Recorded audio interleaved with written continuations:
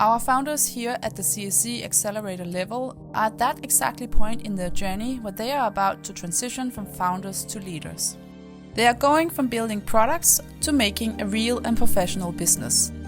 This means taking in their first investment round, but also having interns, freelancers, and even hiring their first full-time employees, and thereby formally becoming leaders.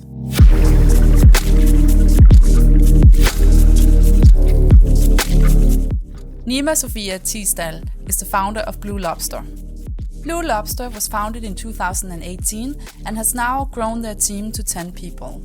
Nima is dealing daily with restaurants and fishermen and is aware of the importance and challenges related to also balancing the job of being the best possible people leader.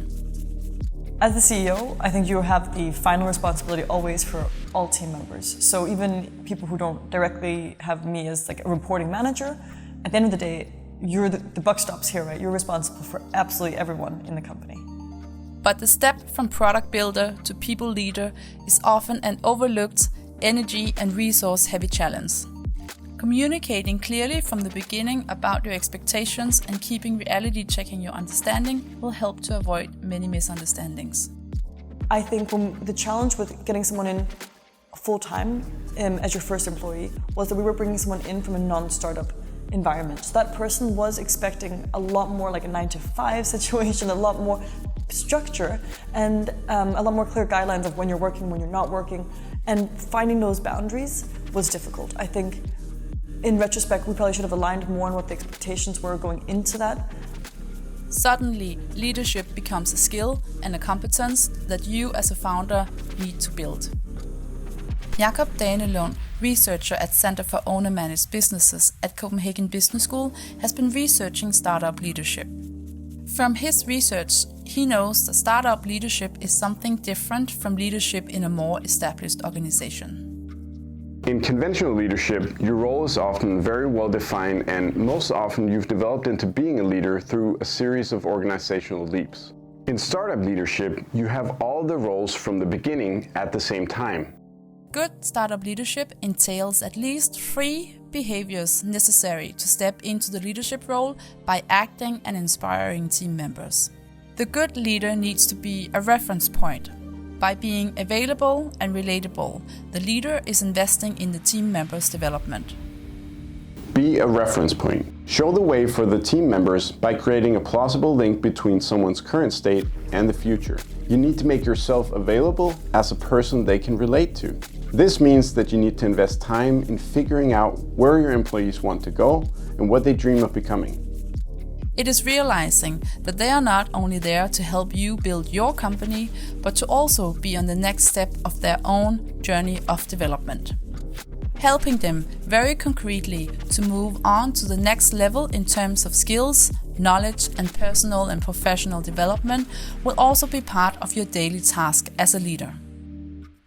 We also have a process with all of our employees where we sit down, catch up with them once a week. We have a 20-30 minute catch up, and there are 3 points we go through.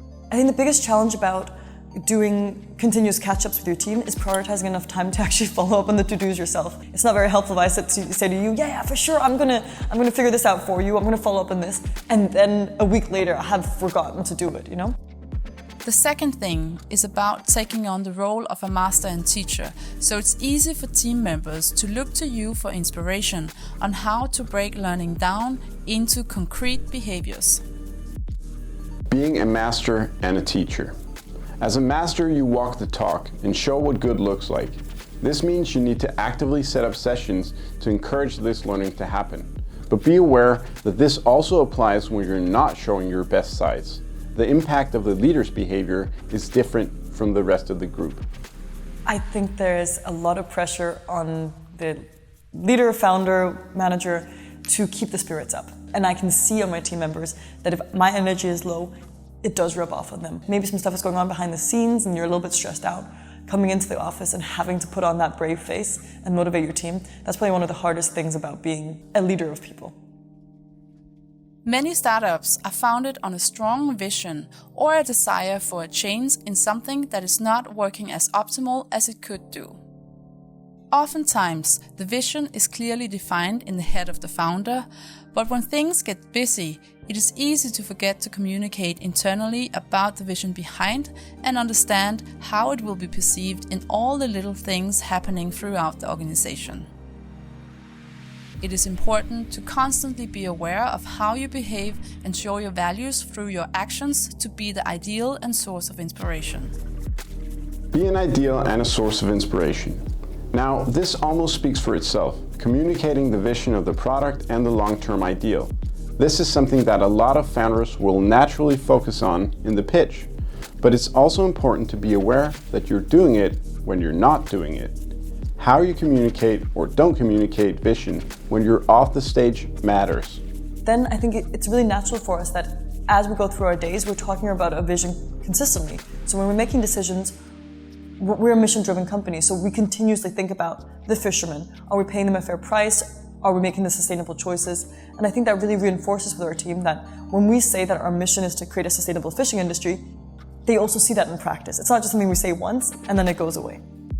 Startup leadership isn't easy, and it will take practice, but it's crucial if you want to develop your business.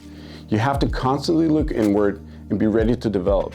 One thing is sure though, if you don't work with this, you're doing yourself and your team a disservice.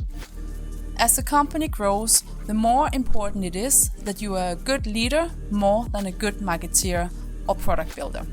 The earlier you start being aware of this, the sooner you start building the culture that can support the growth of the company short-term as well as long-term.